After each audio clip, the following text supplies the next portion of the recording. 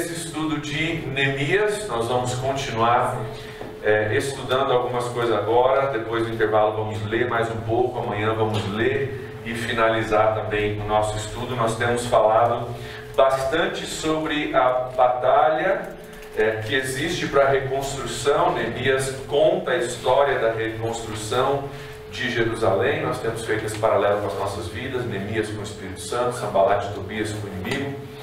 E nós temos falado um pouco sobre essa batalha, o ânimo que Neemias traz e o desânimo que Sanbalat e Tobias tentam trazer, né? A liderança de Neemias e ao mesmo tempo Sanbalat e Tobias tentando tirar um pouco da atenção. Nós vamos hoje olhar que a batalha ela ainda se intensifica.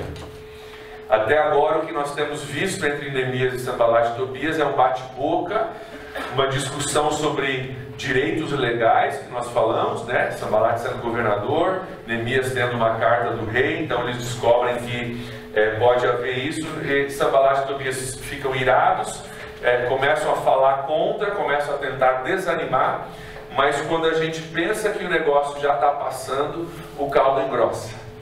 E nós vamos ver hoje que Sanbalat e Tobias eles tentam uma outra estratégia para desfazer a construção de Jerusalém. Mas nós vamos ver também uma coisa, que para cada estratégia nova do inimigo, Deus tem uma contra-estratégia para a gente.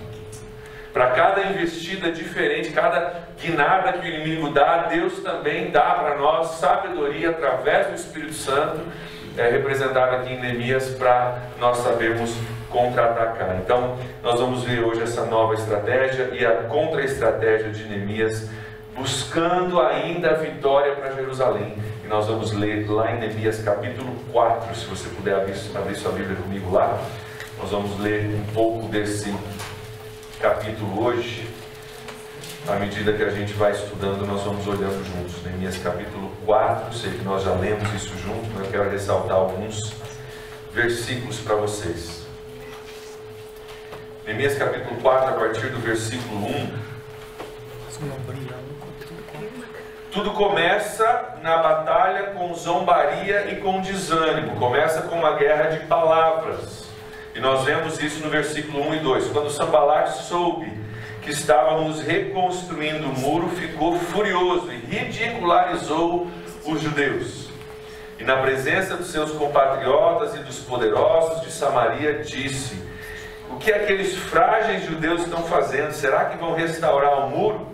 Irão oferecer sacrifícios? Irão terminar a obra num só dia? Será que vão conseguir ressuscitar pedras de construção daqueles montes de entulho e pedras queimadas? E Tobias, o amonita, que estava ao seu lado, para não ficar só nisso, ele ainda completa: pois que construam, basta que uma raposa suba lá, para que esse muro de pedras desabe. Nós temos falado que eles representam a voz do inimigo e as ações do inimigo no projeto de reconstrução da sua vida e da minha vida. E nós vamos olhar hoje 4 áreas que Sanbalat e Tobias, nesse texto, 4 áreas que eles procuram trabalhar através de palavras e de pensamentos para tentar trazer desânimo ao povo judeu. Eles começam com palavras e com pensamentos para trazer desânimo. Quantos de vocês já reconheceram que muitas vezes a maior parte da batalha que a gente tem acontece aqui, entre as tuas duas orelhas? Percebeu? O maior campo de batalha é entre as tuas duas orelhas. E a gente pensa que é lá fora, a gente pensa que são coisas, mas entre as duas orelhas é onde acontece. Isso acontece através de palavras, pensamentos, desânimos, e a mesma coisa que acontece aqui em Neemias, nós experimentamos no nosso dia a dia. Eu quero trazer isso à tona para que a gente possa ver como o inimigo nos ataca também com desânimo. Ele começa aqui, Sanbalat começa focando nas fraquezas do povo judeu. E da mesma forma o inimigo ele começa, uma das formas que ele nos ataca é fazendo a gente focar na nossa fraqueza. Assim como lá no começo, lá no jardim, o inimigo focou naquela uma coisa que não podia tocar, né? Esquece o jardim inteiro. Vamos focar nessa uma árvore que você não pode tocar. E através desse foco eu tiro o teu foco daquilo, da riqueza de tudo que Deus te deu. Então ele começa focando nas nossas fraquezas. O inimigo trabalha contra nós com palavras e pensamentos das nossas fraquezas. Olha lá o que diz no versículo 2, a segunda parte do versículo 2. O que aqueles frágeis judeus estão fazendo? Se você tem costume na sua Bíblia de sublinhar ou de marcar, marca a palavra frágeis. Está focando na fragilidade e na fraqueza. Quando nós buscamos nos reerguer espiritualmente, quando nós buscamos nos reerguer em Deus, o que o inimigo vem é que ele vem nos mostrar que nós somos fracos demais e que não tem jeito. Você está tentando se erguer, mas você é frágil demais, você é fraco demais, não vai ter jeito. Ele começa a focar a nossa atenção nas nossas fraquezas e nas nossas fragilidades, para que, se nós focarmos nisso, a gente desanima. Certo? Porque mais fácil do que entrar em guerra contra Neemias e o povo judeu é você falar uma palavra, tirar eles do foco, desanimar eles. Você não precisa nem pegar a espada na mão. Não precisa nem fazer algo demais, não precisa nem se esforçar demais. Só com palavras e pensamentos você já consegue fazer isso. Então ele começa buscando essa fraqueza, tentando mostrar a fragilidade deles. Como é que isso se traduz na nossa vida? Por exemplo, o inimigo vem com o pensamento para você: você já teve problema nessa área, cara, você não vai conseguir vencer. Esse é o teu ponto fraco, esse é o teu tendão de Aquiles. Eu e você sabemos, você já tem essa dificuldade. Quem é você para achar que agora você vai vencer? Essa situação já não muda há muito tempo. Quem disse que vai mudar agora? Estão entendendo? Você tem fraqueza nessa área, você não vai conseguir sair dela. Essa situação já está assim há muito tempo, você não vai conseguir sair dela. No caso aqui deles, são frágeis demais. O que vocês estão fazendo? São frágeis demais. A voz do inimigo focando na nossa fragilidade. Se você tirar os seus olhos do projeto de Deus para a sua vida e focar na fragilidade, ele não precisa nem fazer muita coisa mais. E a batalha acontece aqui, entre os nossos dois ouvidos. Então ele busca nos desanimar focando nas nossas fraquezas. Ele busca nos desanimar, em segundo lugar, desanimando a nossa devoção a Deus, tirando o foco da nossa devoção a Deus. Diz ali no texto: irão oferecer sacrifícios. Vocês querem reconstruir para oferecer sacrifícios? Agora você vai querer ser santinho agora? Santinha você agora, depois de tudo isso, você vai querer ser santinho agora? Né? São palavras de desânimo. Agora você virou fanático, agora vai dar uma de crente você, né?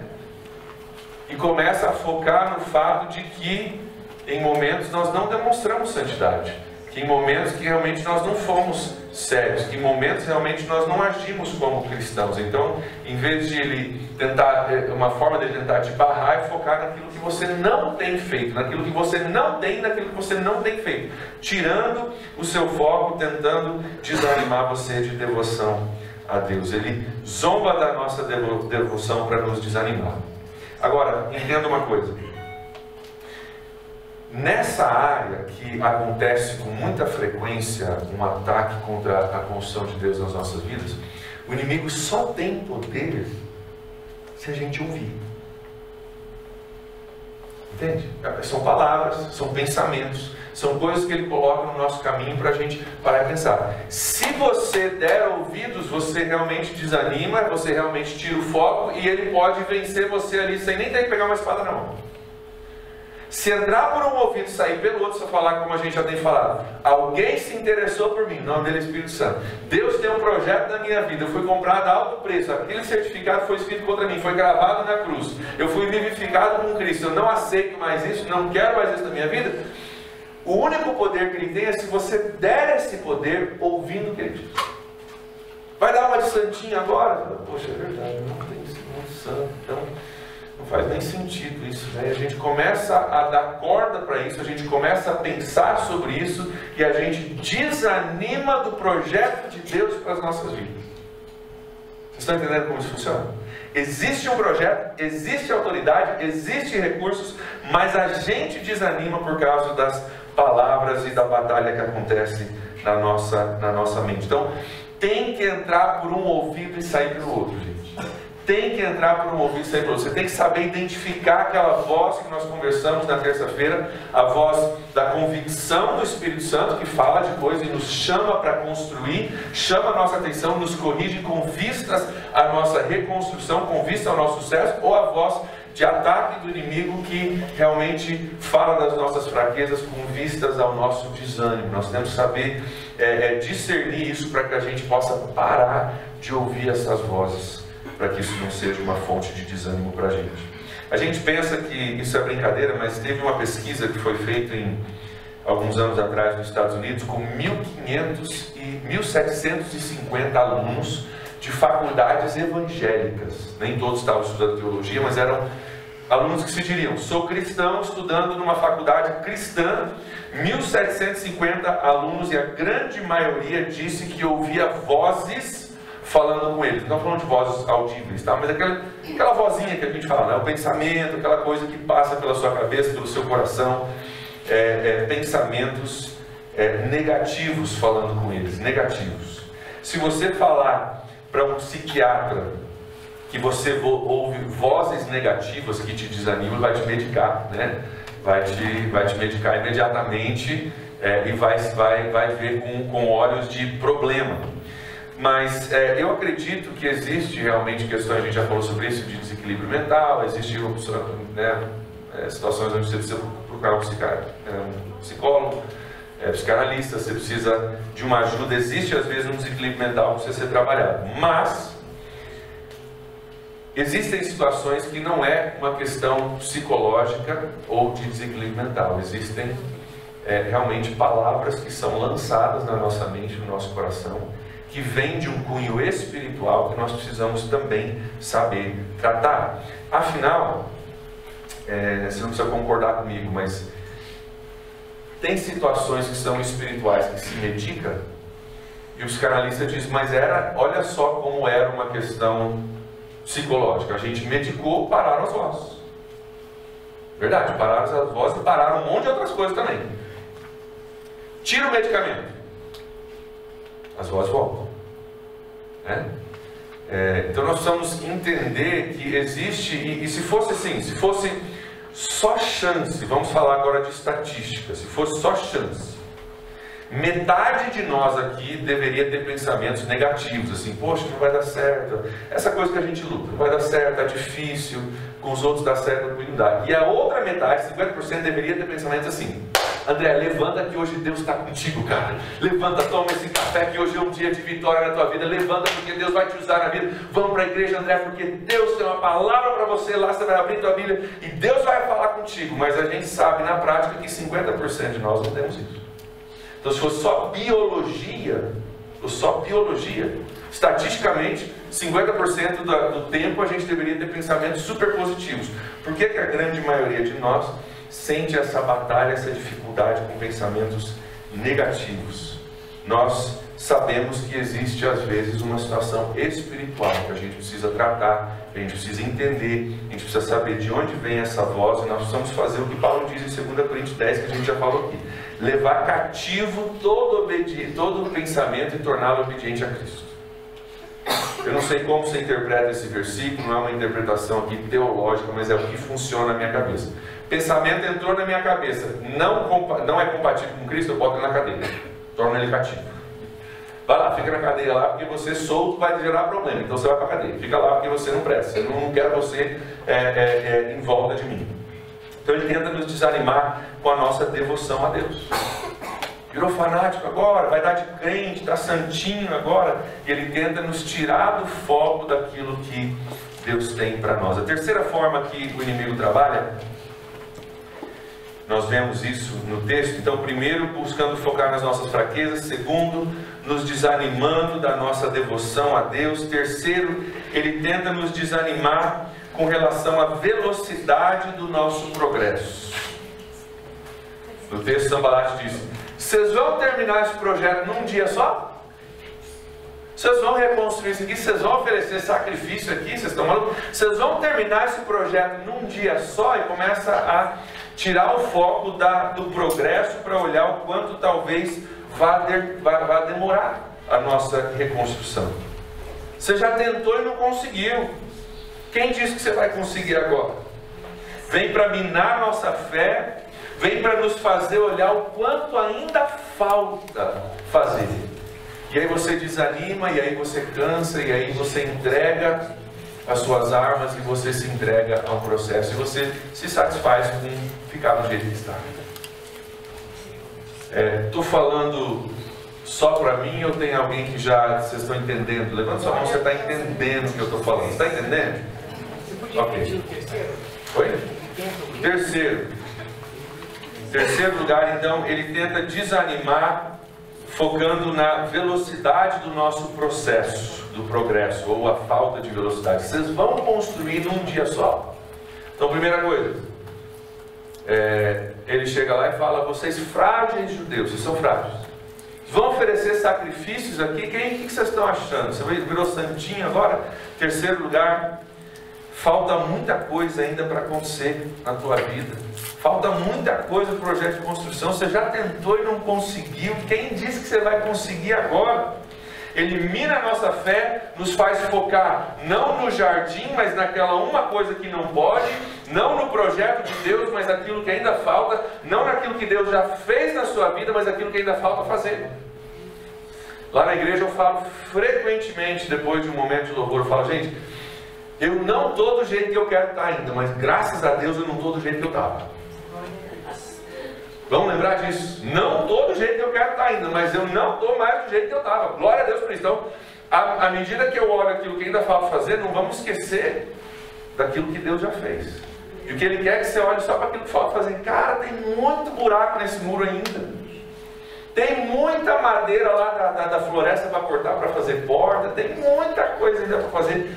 Vamos deixar por aqui mesmo. E é o desânimo que vem para nos descarrilhar, para que o projeto de Deus completo e terminado não seja feito na sua vida. Ele trabalha com desânimo dessa vez. Mais uma vez, Paulo nos diz em Gálatas: não nos cansemos de fazer o bem, pois no tempo próprio colheremos, se não desanimarmos ou desfalecermos. Não desanime de fazer o bem, não deixe de fazer o bem, pois no tempo certo colheremos, se é o quê? Se é uma condicional. Se você não desanimar, você vai colher. Se você desanimar, você não vai. Tá? Então, não é... Gálatas o que? Me ajuda, eu não anotei aqui. É Gálatas 6:9. 6:9. Amém, obrigado. Então, gente, isso não é uma promessa, é uma condicional, tá? Uma promessa baseada numa condição. Se você não desanimar, se você não parar de fazer o bem, você vai colher no tempo certo. O inimigo quer te desanimar, para você cansar de fazer o bem, para que você não colha aquilo que Deus tem na sua vida. Então, não deixe o inimigo te desanimar, não deixe ele fazer você crer que o seu progresso não está indo muito bem, que está muito lento, porque Deus vai concluir a obra na sua vida. Talvez demore mais do que os 52 dias da reconstrução de Neemias, mas Deus vai trabalhar. E se você não desanimar e não se cansar, você vai colher. Então, a quarta forma que ele trabalha o desânimo em nós. Primeira forma é focando nas nossas fraquezas. A segunda, tirando a nossa devoção a Deus. Terceira é fazendo a gente focar naquilo que ainda falta. A quarta forma, ele busca nos desanimar colocando foco naquilo que ainda precisa ser transformado. Olha lá, será que vão conseguir suscitar pedras de construção daqueles montes de entulho e pedras queimadas? O que você precisa para reconstruir? Pedras de construção. O que você tem para trabalhar? Monte de entulho e pedra queimada. Como que você vai pegar monte de entulho e pedra queimada e transformar em pedra de construção? Como que você vai vir daqui para lá? Como que você vai pegar o teu passado e transformar num futuro? Como que você vai ter matéria-prima? Que matéria-prima você vai usar para a sua construção? Você que tem lido e acompanhado a história de Neemias, você lembra que ele trouxe madeira, né? Ele trouxe uma carta permitindo o uso de madeira para a reconstrução das portas, que eram de madeira, os portões, e da casa onde ele moraria. Lembra? Ele pede uma carta para poder construir uma casa ali também. Então, para as portas tinha material, para a casa dele tinha material. E os muros? Não tinha uma carta pedindo pedra.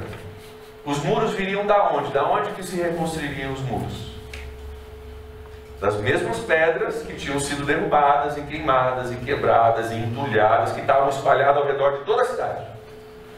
Se for a Jerusalém hoje, a maioria dos arqueólogos dizem que tem 12 níveis a cidade de Jerusalém. A gente caminha lá na Via Dolorosa, a gente chora, né? Ah, Via Dolorosa, mas na verdade a Via Dolorosa está lá embaixo, né? Porque teve várias conquistas e quebras e um monte de coisa, e você está mais ou menos na região, mas está mais um pouco abaixo de você, porque tem entulho ao redor, e muitas vezes quando a cidade era destruída, em vez de limpar o entulho, eles construíam em cima do entulho. E agora eles estão lá com matéria-prima para reconstruir, eles precisam de matéria-prima para reconstruir, e o único material que tem é as pedras velhas.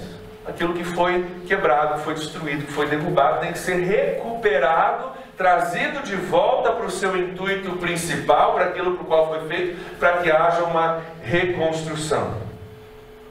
E a resposta, né, essa questão tem um significado muito importante para nós, porque os muros foram reconstruídos através da reconstrução, restauração e reutilização do entulho. A imagem que deve vir à sua mente aqui, a imagem que eu acho que o Deus que nos deu essa carta quer que a gente tenha é o seguinte: o Espírito Santo, a pessoa de Neemias, pegando o seu passado, as suas dores, os seus traumas, às vezes que você quebrou a cabeça, que você quebrou a cara, às vezes que você tentou e não conseguiu, aquilo que você tentou e conseguiu, mas alguém foi lá e quebrou, aquilo que você descuidou e por isso virou, aquilo que o inimigo veio e queimou. Pegando tudo aquilo, o Espírito Santo pega tudo aquilo e fala: vamos pegar isso, vamos dar uma ajeitada, vamos dar uma garimbada, vamos dar uma limpada, e vamos trazer de volta para o lugar, e vamos começar uma coisa nova. Vamos usar o passado para construir o futuro, vamos usar aquilo que está queimado, que está quebrado, que não está legal, vamos dar uma ajeitada nisso, vamos retrabalhar isso para fazer algo que agora seja útil para o povo. Esse é o papel do Espírito Santo. Pega as dores, pega os problemas, e através do poder restaurador do Espírito Santo, ele transforma aquilo do passado, aquilo que é uma lembrança de dor e de derrota, ele transforma em algo útil que pode nos fortalecer, assim como as muralhas fortaleceram a cidade. Nós falamos sobre isso, acho que na terça-feira, né? Não é que Deus causa em nós o pecado para que, né, aquela ideia de Paulo de vamos pecar mais para a graça de Deus ser mais abundante, não é isso? Mas a gente sabe, vocês sabem, não preciso nem explicar muito isso, que Deus usa o nosso passado. Ele pega uma coisa que eu fiz de errado, eu fiz mal, ele consegue trabalhar aquilo, garimbar aquilo, arrumar aquilo e ainda usar aquilo como parte da construção para me fortalecer, para que eu seja um melhor pastor por causa da mancada que eu dei lá atrás. Eu não quero mancar, mas Deus é o Deus que pega aquele entulho e ele constrói uma coisa para me fortalecer. Ele consegue restaurar e recuperar o passado para nos dar um futuro. Glória a Deus por isso. Glória a Deus por isso. Ele pega a sua dor e te dá a oportunidade de ministrar na vida de alguém que está passando pela mesma coisa. Quem é a pessoa melhor para ministrar por alguém que está passando por um divórcio? Alguém que está passando por um divórcio, muitas vezes. Qual é a pessoa melhor para ministrar na vida de alguém que está perdendo um cônjuge para um câncer? Alguém que já perdeu um cônjuge para o câncer. É verdade? Qual é a melhor pessoa para ministrar para alguém que está tentando sair do vício das drogas? Alguém que já viveu naquele mundo. Porque eu que não vivi naquele mundo, eu não entendo o que é isso. Eu entendo aqui. Você me fala, eu acho que eu entendi, mas eu não entendo. Mas Deus usa o teu passado, aquele entulho todo lá, ele pega aquele entulho e do entulho ele faz uma muralha. Só o Espírito Santo pode fazer isso. Esse é o Deus que a gente serve. Isso que é Deus quer fazer na tua vida, está fazendo na minha, está fazendo na tua. Quer você enxergue ou não, Ele está fazendo, Ele quer fazer mais ainda. Eu espero que através desse estudo a gente possa entender o quanto está acontecendo e possamos embarcar junto com Ele para fazer isso ainda mais rápido e ainda melhor. Ele restaura a sua vida, restaura o seu passado, te dá um novo futuro. Esse é o nosso Deus. Esse é o Deus ao qual nós servimos. Queridos, já se passaram 2.500 anos desde essa história em Neemias que a gente está estudando. 2.500 anos já se passaram. Mas as táticas do inimigo continuam as mesmas hoje, não é verdade? Ele não muda as táticas, é a mesma coisa, é padrãozinho, é a mesma coisa. É a gente que às vezes não se liga, mas a tática é a mesma. É nos desanimar, fazendo com que a gente foque no passado, fazendo com que a gente foque naquilo que ainda falta fazer, fazendo com que a gente pense que está demorando demais, nunca vai terminar esse negócio, e a gente desanima por causa disso. Aquilo que ele fez lá em Neemias, ele continua fazendo comigo e contigo hoje, para que a gente desanime. Eu quero frisar isso para você, porque quando se pensa em batalha espiritual, quando se pensa na reconstrução da nossa vida, esse tema todo, a gente pensa em anjos e demônios, a gente pensa em aquelas coisas mais que chamam mais atenção na batalha, mas a grande maioria das vezes a batalha ela acontece, às vezes é vencida através de pensamentos e palavras de desânimo. Às vezes nem precisa de muita coisa sobrenatural, no sentido de, nossa, chamou atenção, caiu uma coisa, quebrou, não sei o que, tentaram matar. Não precisa muito disso. Porque às vezes através das nossas atitudes, através dos nossos pensamentos, através daquele pensamento que entrou, a gente não fez ele cativo, não tornou ele obediente a Cristo, a gente focou naquilo, a gente esquece do jardim e foca na árvore.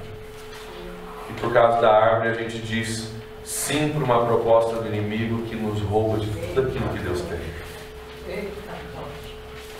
Quanto que Deus não tinha para a gente, né? Lá no jardim. Comunhão com Deus. Cuida do jardim. Aproveita tudo seu. Tudo seu. Quantas vezes a gente é assim? Vamos pôr o pé no chão aqui.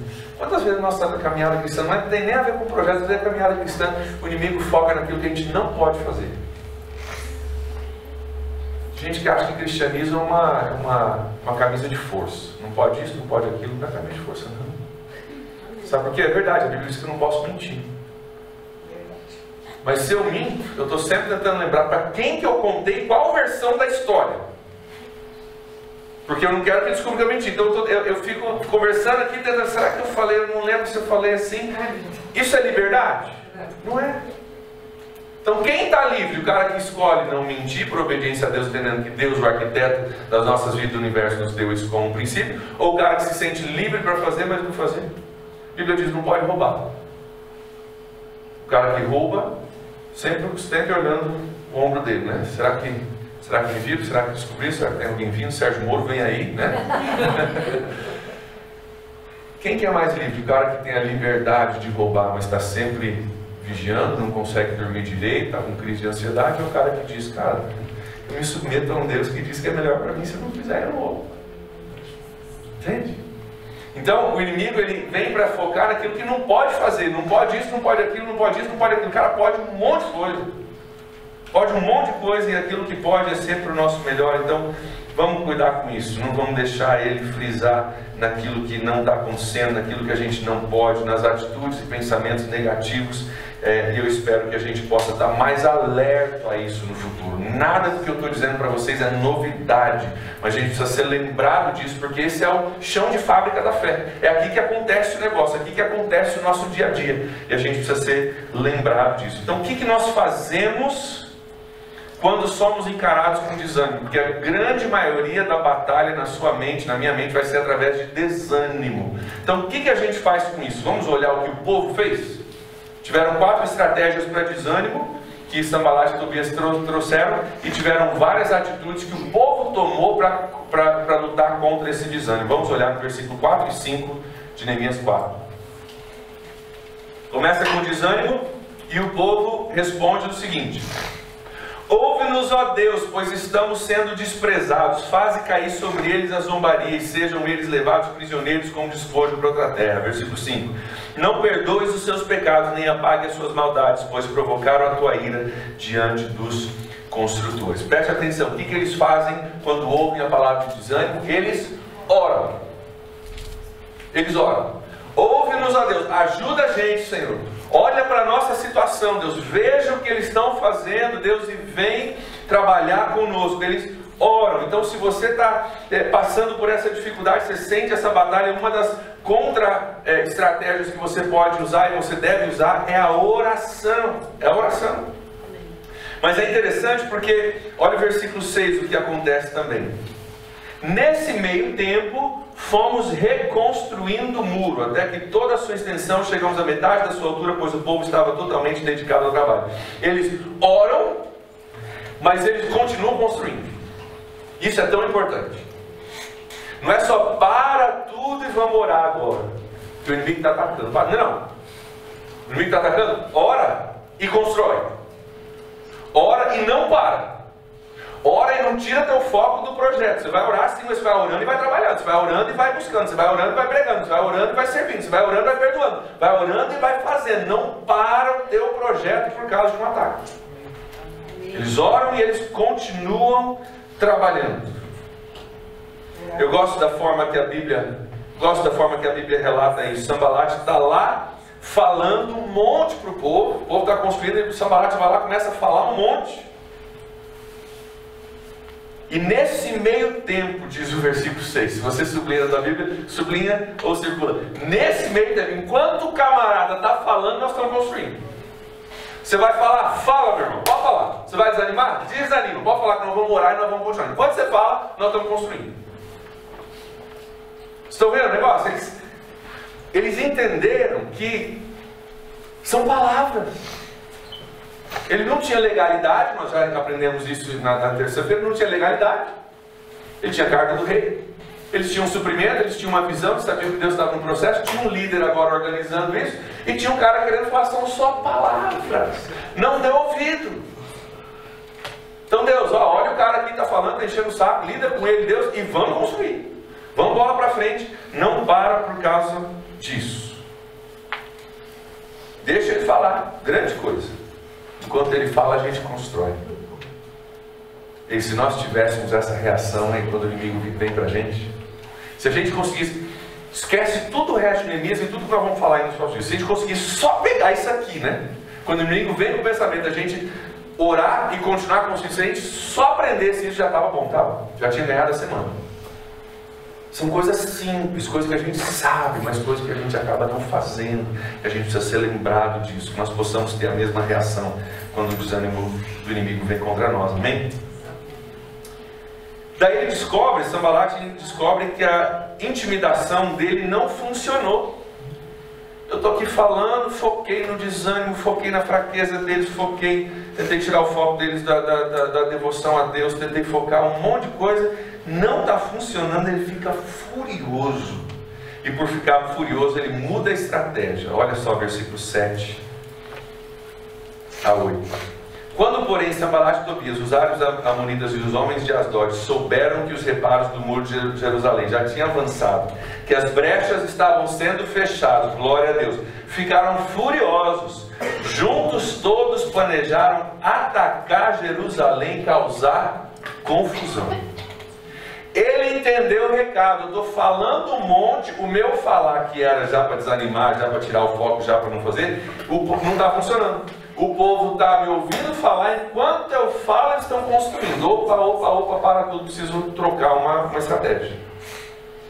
Aquilo que requer menos esforço não está funcionando. Não é porque eu falei que às vezes o inimigo não precisa nem pegar uma espada. É só ele falar. Que a gente, é verdade, acho que não vai dar, nunca consegui, por que eu vou conseguir agora? Vai faltar muita coisa para fazer, essas pedras aqui nunca vão dar nada. Ele nem levanta um dedinho, ele só fala, a gente já desanima, já desiste do projeto de Deus. Quando ele viu que o povo não desistiu, ele falou, opa, agora eu tenho um problema. E agora ele planeja realmente um ataque, físico, um ataque. Agora ele vai partir, além de palavras, agora ele vai para cima mesmo, porque as brechas estão sendo fechadas. Ele começou a falar, o povo está construindo, o muro está começando a se reconstruir. Ele fala, opa, estou começando a perder. Ele se assusta e muda a estratégia. E o povo começa a se desanimar e começa a perder forças. Olha o versículo 10. Enquanto isso, o povo de Judá começou a dizer: os trabalhadores já não têm mais força e ainda tem muito entulho. Por nós mesmos, nós não vamos reconstruir esse muro, não está dando certo. A gente está cansado, esse projeto de reconstrução já andou um pouco, mas cansa, ainda tem muita coisa a ser feita. E eles começam a acreditar que eles não vão conseguir. Olha o versículo 11 e 12 comigo. E os nossos inimigos diziam, os inimigos falando: antes que descubram qualquer coisa ou nos vejam, estaremos ali bem no meio deles, vamos matá-los e acabar com o trabalho deles. 12. Os judeus que moravam perto deles 10 vezes nos preveniram: para onde quer que vocês se virarem, saibam que seremos atacados de todos os lados. Primeira estratégia não funcionou. O povo está cansado porque dá trabalho reconstruir, e num momento de cansaço e de começar a olhar o quanto ainda falta, ele muda a estratégia e fala: agora eu vou para cima mesmo, com espada, com lança, eu vou para cima. E 10 vezes eles são prevenidos: saibam que seremos atacados por todos os lados. Mudou a estratégia. O caldo engrossou, como a gente diria hoje, deu ruim. Deu ruim, agora mudou a estratégia, agora o negócio vai ficar um pouco mais complicado. Eles se preparam para atacar, o povo se cansa, começa a acreditar que não vai conseguir. Quando Neemias vê que isso está acontecendo, Neemias também muda a sua estratégia. A estratégia do inimigo mudou, o povo está desanimando, o ataque vai vir, nós precisamos de uma contra-estratégia. O que ele nos ensina é o seguinte, que quando a batalha se intensifica, pegue isso. Quando a batalha se intensifica na sua vida, no seu projeto de construção, nós precisamos uns dos outros. O que Neemias ensina aqui é que nesse momento, quando passou de palavras, quando aquilo que a gente podia fazer, a gente fez. O inimigo agora está vindo para cima com tudo, armado até os dentes para te pegar. Você precisa também mudar a sua estratégia. A sua estratégia tem que incluir outras pessoas. Olha o que Neemias faz, versículo 13. Por isso, por quê? Quando ele diz versículo 13, por isso, por quê? Por causa da mudança de estratégia e pelo fato de que agora Sanbalat e Tobias vão verdadeiramente atacar, posicionei alguns do povo atrás dos pontos mais baixos do muro, nos lugares abertos, lugares indefesos, lugares que ainda faltava muita coisa, lugares de fraqueza. Eu posicionei o povo atrás desses pontos, dividido por famílias, armados de espadas, lanças e arcos. Ele posiciona grupos e famílias nos lugares mais vulneráveis da construção, nos lugares mais fracos e mais frágeis da construção. Ele posiciona ali grupos de pessoas. Olha o versículo 14. E ele lembra a eles do Deus que eles servem. Ele diz o seguinte: lembrem-se de que o Senhor é grande e temível. Ele continua: lutem pelos seus irmãos, por seus filhos, por suas filhas, por suas mulheres e por suas casas. Quantos de nós precisamos ser lembrados que o nosso Deus ao qual nós servimos é grande e temível? No momento de desânimo, no momento de ataque, no momento de fraqueza, lembrar que Ele é grande e temível, que a luta que nós estamos travando afeta os nossos irmãos, os nossos filhos, o nosso cônjuge e as nossas casas. Gente, vamos entender então. A estratégia muda, Ele chama grupos de pessoas para estarem juntos, nos lugares fracos. Quando a estratégia muda, você precisa saber quais são as suas fraquezas, ou quais são as pessoas que você cuida na sua igreja, no seu ministério, no seu grupo de jovens, quais são as pessoas mais vulneráveis. Vamos botar um grupo de pessoas atrás deles, ao redor deles. Porque se o inimigo vai tentar atacar, vai tentar entrar, vai ser por aqui. Então vamos botar um monte de gente atrás deles, armado com faca, até o dente, armado até o dente. Gente boa de Deus, gente fiel a Deus. E vamos lembrar que o Deus a quem nós servimos, Ele é grande e temível. E aí vamos lembrar todo o povo: lutem por seus irmãos, lutem por suas famílias, lutem pelos seus filhos, lutem pelas suas esposas. Queridos, vamos entender, Quando um de nós cai, todos nós sofremos. Paulo já nos ensinou isso. Quantas vezes Paulo nos lembra que nós pertencemos uns aos outros, nós somos irmãos. A gente vive numa cultura individualista, a gente acha que a tua vida é tua, às vezes essa vida vira com a tua, me vira com a minha. Mas no ambiente de igreja, se eu caio, vocês sentem. O ambiente espiritual não fica tão legal porque eu caí, tem uma brecha no nosso muro. Se você cai, eu corro em consequência disso. Não é só eu e Deus, mas a gente se reúne num prédio porque é mais fácil pregar para 60 em vez de pregar 60 mensagens para cada indivíduo. Não, existe um coletivo no corpo de Cristo. E quando eu luto contra as minhas tentações, eu estou lutando por mim, mas estou lutando pela minha família. Eu estou lutando pela minha esposa, que vai ser afetada ou não se eu cair? Sim ou não? Estou lutando pela minha filha Gabi, que está lá no 5º andar com 8 anos de idade, que precisa de um pai que ama a Deus, ama a mãe dela, e ama ela, e cuida dela, e teme a Deus. Porque se eu caio, a Gabi cai junto. O meu Mateus cai junto, a Júlia cai junto, as minhas ovelhas lá da Bíblia caem junto, a cidade sofre junto, o Evangelho sofre junto. Nós sofremos junto porque nós pertencemos uns aos outros. Quando eu estou forte, eu fortaleço vocês. Quando eu estou fraco, eu enfraqueço vocês. Vocês me enfraquecem e eu me fortaleço. Lutem pelos seus irmãos, pelas suas esposas, pelos seus filhos, pela sua cidade. A sua luta, meu irmão, minha irmã, contra as investidas do inimigo, não é só para você.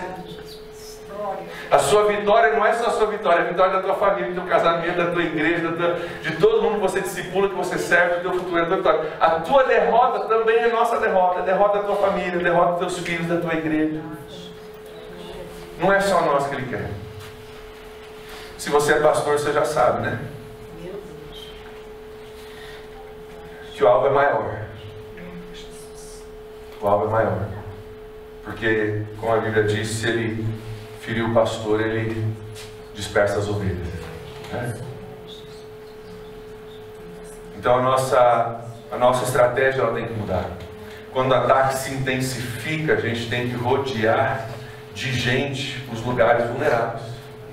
A gente tem que botar um grupo por trás. Eu acho que é interessante, ele bota por trás das brechas. Então ali por trás dessas pessoas, por trás dessas situações que são brechas, a gente coloca um grupo de pessoas. A gente lembra, o nosso Deus é grande, que batalha está vindo, mas o nosso Deus é maior. O maior que está em nós do que aquele que está no mundo.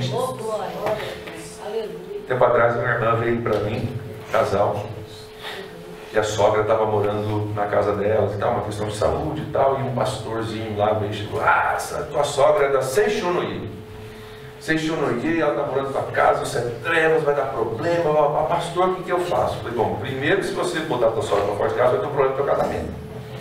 Segundo, que eu disse, maior que está em nós do que está no mundo. Ela que está correndo o risco de virar crente dentro da tua casa, não é você virar Seixonoí, pelo amor de Deus. Então quem tinha que estar preocupado é ela, não é você, porque nosso Deus é grande e temível. Então vamos lembrar quem que a gente serve. Vamos rodear as pessoas e vamos lutar pelos nossos filhos, pelas nossas esposas, pelos seus irmãos e por suas casas, porque nós pertencemos uns aos outros. E quando eu venço, vocês são beneficiados. Quando eu falho, vocês são prejudicados. E assim por diante. Nós somos vitoriosos, nossa família vence conosco. Eu espero que você possa ouvir o versículo 14 como a voz do Espírito Santo falando a você no meio das suas batalhas. José, Maria, Paulo, Pedro, Ana, o Senhor é grande e temível. Ricardo, Larissa, o Senhor é grande e temível. Lute pelos seus irmãos, lute pelos seus filhos, lute pelas suas filhas, por suas mulheres e por suas casas. Com essa mudança de estratégia, o inimigo não atacou, sabia? Não atacou. Eles voltam para o seu trabalho, mas eles voltam para o seu trabalho de forma diferente. Eles voltam para o seu trabalho entendendo a nova estratégia do inimigo, reforçando onde precisava, lembrando quem é Deus e lutando, prontos para lutar por aquilo que era mais importante para eles. E o inimigo, nesse momento, nunca ataca. Ele montou uma nova estratégia, houve uma contra-estratégia liderada pelo Espírito Santo que fez com que não acontecesse. Voltar para o seu trabalho, mas de forma diferente, porque pegue isso, se você não levar mais nada desse momento, dessa fala, pegue isso. Quando a batalha se intensifica, nós precisamos um dos outros. Eles entenderam isso. Opa, o caldo está engrossando. Vamos se unir. Vamos nos fortalecer. Vamos botar gente por trás dos lugares fracos, porque nós precisamos um dos outros. Versículo 16 continua contando sobre essa estratégia, dizendo que a metade trabalhava e a metade defendia. Então vamos para os lugares fracos, não vamos parar de trabalhar, vamos continuar trabalhando, mas metade vai estar defendendo. Versículo 17 diz que aqueles que transportavam material faziam o trabalho com uma das mãos e com a outra mão seguravam a arma. Então nós vamos estar prontos para lutar, mas não estamos construindo. Não vamos parar de construir, mas estamos prontos também para a gente lutar. E a parte principal está no versículo 19 e versículo 20. Dá uma olhadinha comigo, 19 e 20. Então eu disse aos nobres, aos oficiais e ao restante do povo, Neemias falando, a obra é grande e extensa, e estamos separados, distantes uns dos outros. Se você sublinha na tua Bíblia, sublinha isso, estamos separados. Estamos distantes uns dos outros ao longo do muro. Do lugar de onde ouvirem o som da trombeta, juntem-se a nós ali. E o nosso Deus lutará por nós. Eles sabiam aqui que eles precisariam da ajuda um dos outros se o inimigo viesse atacar. Vamos fazer um combinado.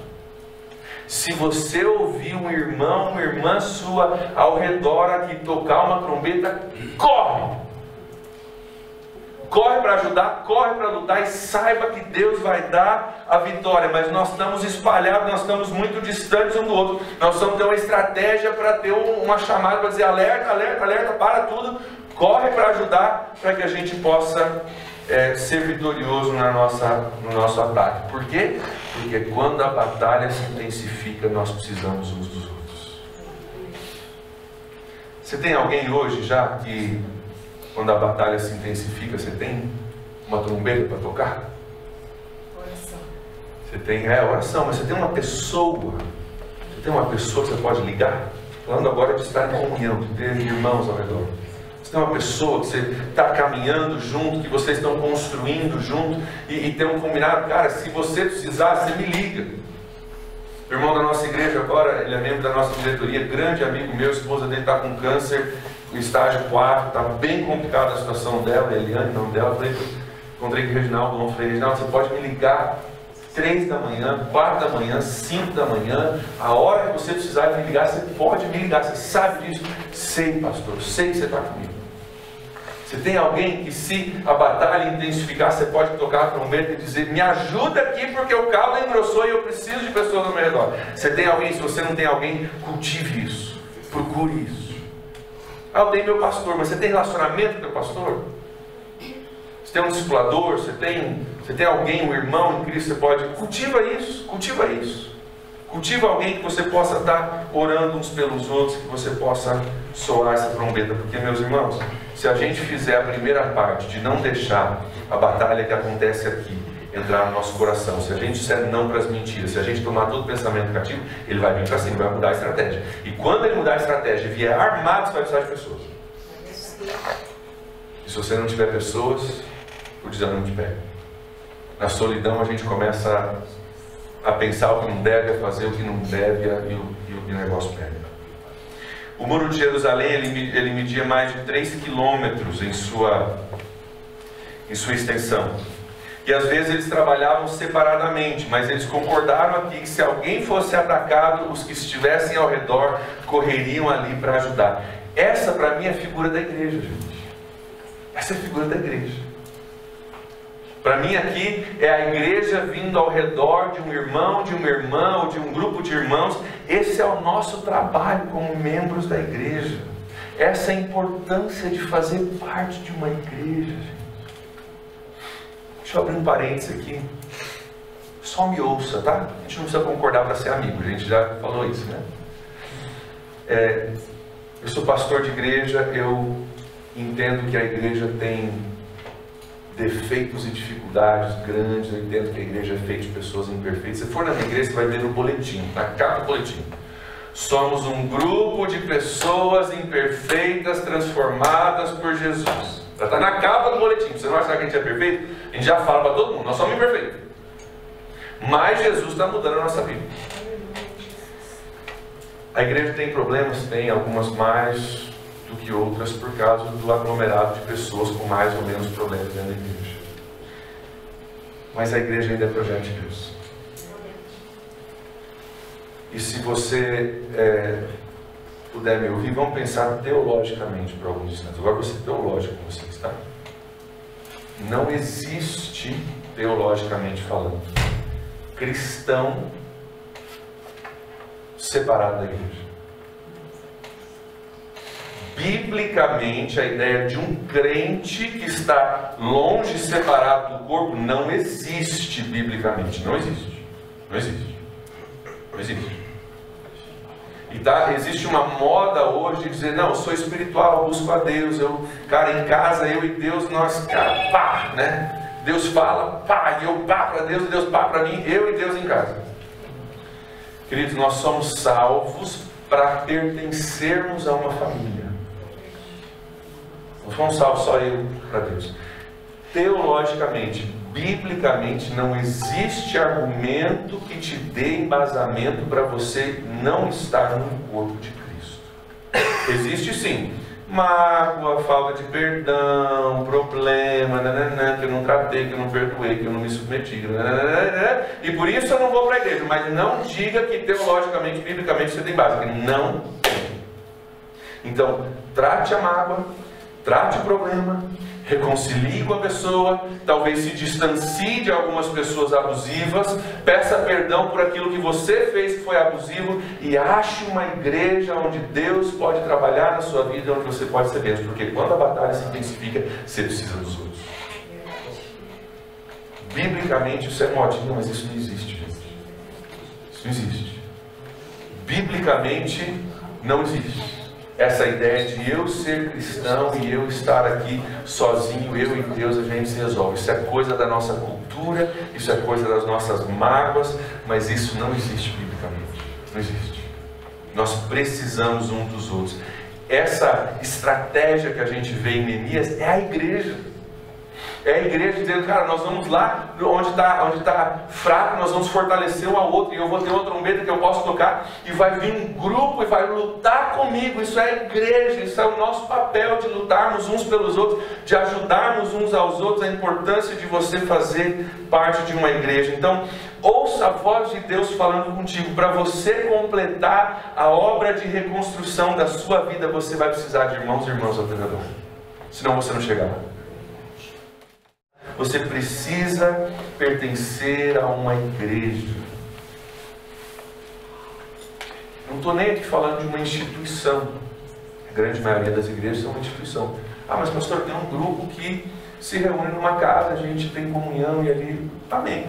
Desde que não seja um grupo de gente ofendida por outras pessoas, que por isso, tá? Se é uma igreja saudável, funcionando, amando uns aos outros, tudo bem. Mas se é um grupo de gente ofendida que se junta por causa da sua ofensa, sai fora. Sai fora. Tá? E vamos lembrar, vamos começar por nós. Eu preciso da igreja, eu tenho defeito igual. Eu sou pastor de igreja e sou o primeiro a dizer: gente, eu preciso da ajuda de Deus. Sou imperfeito igual a você, então vamos que vamos juntos. Mas no meio disso, Deus vai usando um para fortalecer o outro, Deus vai abençoando, Deus vai trabalhando. Eu vou tendo que perdoar, eu vou tendo que ter paciência, o irmão também tem que me perdoar, tem que me aturar. E assim Deus vai trabalhando, o Espírito Santo vai trabalhando. E quando eu preciso tocar a trombeta, tem gente que corre ao meu socorro. Nós precisamos disso. Quando a batalha se intensifica, nós precisamos uns dos outros. Nós precisamos uns dos outros. Vamos refletir um pouquinho sobre isso, sobre o que nós ouvimos por alguns instantes. O inimigo tem feito você focar nas suas fraquezas recentemente. É a primeira estratégia que a gente discutiu. Ele tem tentado falar contigo mais sobre as tuas fraquezas do que sobre aquilo que Deus tem a teu dispor. tem tentado mostrar esses frágeis judeus, o que eles vão fazer? Quem são eles? Será que ele está botando teu foco nisso? Ou ele tem atacado a sua devoção a Deus? Tem atacado o teu tempo. Já viu isso? Você fala, cara, agora eu vou tirar um tempo para orar, vai ser tão bom. Você ajoelha lá, não sei como é que você ora, eu tenho um cantinho lá no meu escritório que eu ajoelho. Toca telefone, cachorro late, o gato começa a miar, começa a soprar vento, as crianças choram. Já viu isso? Por que na hora que eu assistir televisão, tudo funciona? Eu assisto 3 horas de jogo de futebol, está tudo funcionando. Mas na hora do cara orar,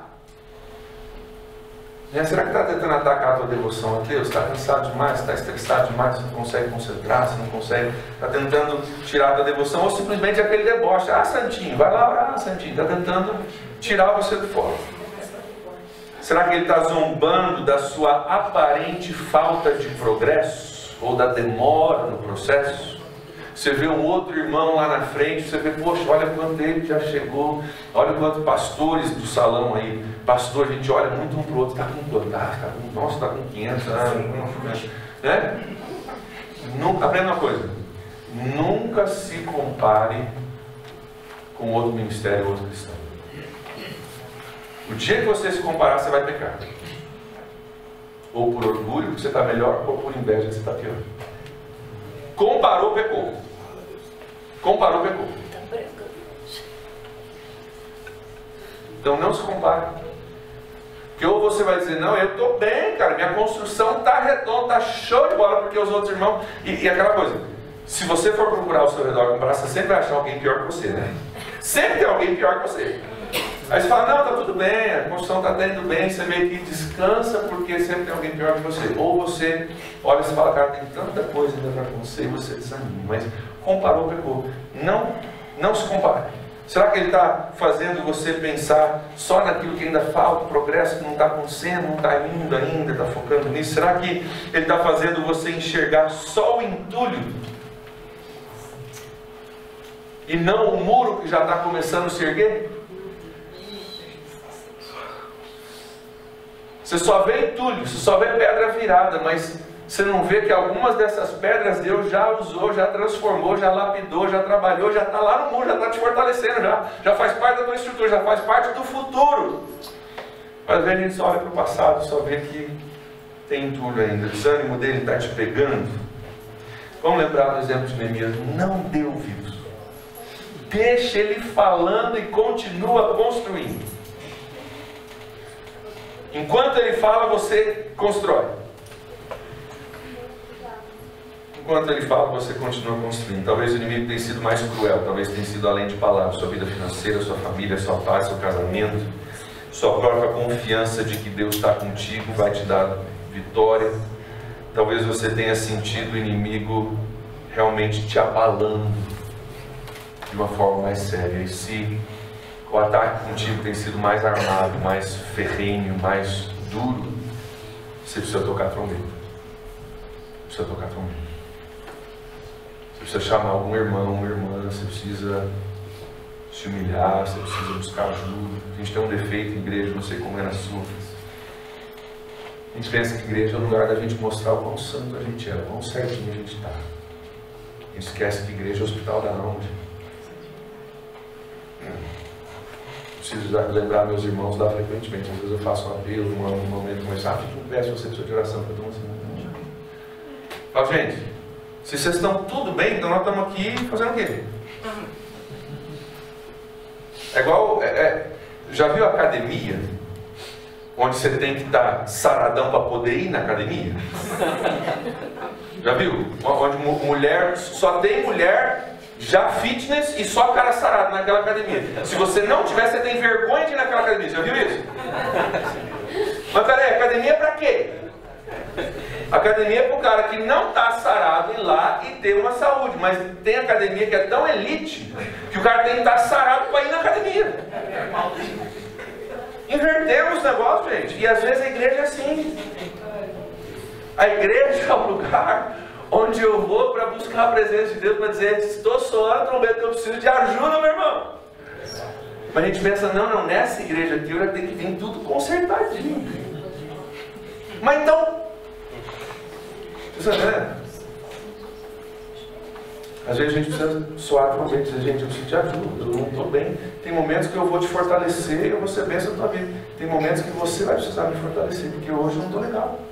E a gente vai se ajudando. Você precisa soar trombeta, você precisa ter pessoas ao seu redor que você possa soar trombeta e pedir ajuda do seu irmão. Você precisa quebrar alguns costumes, talvez, de esconder algumas coisas. Você precisa buscar um grupo que possa te ajudar, uma pessoa que pode te ajudar, um pastor que possa te ajudar. Ou lá na igreja você precisa ficar em pé e falar, sou eu mesmo, preciso de ajuda, estou eu aqui, pronto. Precisa que alguém puxe o negócio, eu puxo, fiquei em pé, pronto. Vai descobrir que vai ter um monte de gente também na mesma situação que precisava que alguém puxasse. Então vamos ter essa humildade, vamos ter esse temor de entender que, cara, todos nós estamos numa batalha, todos nós estamos sendo atacados, todos nós estamos com dificuldades, todos nós precisamos de ajuda. E vamos buscar isso de Deus. Pois não. O grupo familiar é justamente o que você falou, é uma estratégia. Tá? Tem igreja que fala que é o único jeito certo, tem igreja que fala, não, isso é tudo errado. É uma estratégia, estratégia é estratégia. A missão é dada por Jesus, ir por todo mundo pregar o evangelho. Como você vai fazer isso é questão de estratégia. E tem que adaptar, e tem que mudar, e tem que ser a tua estratégia, você tem que acreditar nela. Depende, minha irmã, muito da estratégia e da liderança do pastor quanto a isso. Tem grupos familiares, tem igrejas que trabalham com grupo familiar muito forte, a questão do discipulado, a prestação de contas, é uma coisa intensa que serve muito bem para isso. Outros grupos trabalham com uma coisa mais leve, um tempo de estudo, de comunhão, de estar juntos e tal. Mas ali sim, eu acho que é um ambiente bom para você cultivar isso. Agora, vai depender muito do líder. Vai ter líder que você vai chegar, honestamente, você vai abrir teu coração, vai falar que você está passando por um problema, e o cara não tem estrutura para isso, não tem cabeça para isso, ou não tem paciência para isso, e o cara vai falar, então vou orar para você, vai dar um tapinha no ombro e vai te mandar para casa. E vai ter outro cara que vai dizer, cara, me dá teu número que eu vou ligar para você todo dia, nós vamos caminhar juntos, nós vamos conversar, nós vamos orar, vou pegar na tua mão, nós vamos vencer esse negócio junto. Então depende muito da visão da igreja, né, para o grupo, e depende muito da visão do líder, mas numa igreja maior, não tem como o pastor de vocês saber de tudo e orar por tudo que vocês precisam. Você precisa achar um outro grupo, uma outra pessoa, um discipulador, né, um líder de célula ou de pequeno grupo para fazer isso. A estratégia que eu uso lá, nós temos pequenos grupos, nem todos participam, mas uma coisa aberta, não é forçada, e ali muita gente acaba se ajudando, se fortalecendo, ajuda a desenvolver a liderança e ajuda a aliviar o meu peso. Pastores, né? Nós precisamos também ter alguém com quem a gente pode se abrir.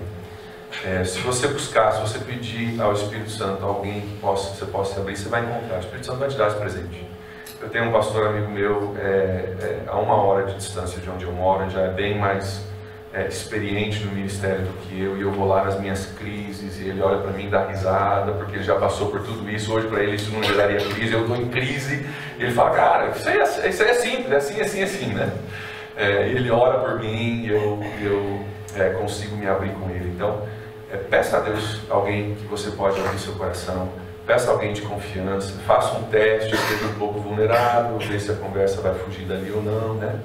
Mas peça a Deus, não fique sozinho não, porque pastor também tem que tocar a trombeta de vez em quando, né? Tem pessoas ao redor também.